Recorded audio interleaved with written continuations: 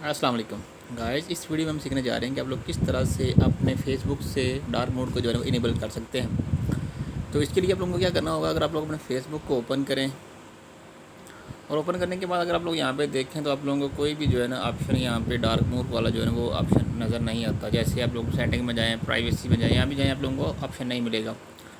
तो इसके लिए आप लोगों को क्या करना होगा, आप लोगों के पास सिंपल से दो तरीके हैं। पहली बात तो ये है कि आप लोग अपनी सेटिंग में जाएँ, मोबाइल की सेटिंग में, और यहाँ पे जो है डार्क मोड का आप लोगों के पास जो है ना एक ऑप्शन होता है। अगर आप लोगों के मोबाइल में नहीं है तो परेशान होने की जो है ना वो ज़रूरत नहीं है।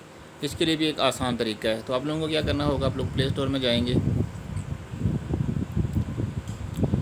और जैसे प्ले स्टोर को ओपन करेंगे यहाँ पे आप लोगों ने लिखना है डार्क मोड। जैसे ये मैंने पहले ही जो है ना यहाँ पे लिखा हुआ है, आप लोग लिखेंगे डार्क मोड। और जैसे ही आप लोग लिखेंगे यहाँ से इसको डाउनलोड करने के बाद जो है ना, अभी आप लोग देखेंगे 10 मिलियन लोगों ने जो है इसको डाउनलोड किया हुआ है। तो ये छोटी सी एक एप्लीकेशन है, इसको आप लोग अपने मोबाइल में जो है ना वो डाउनलोड कर लें।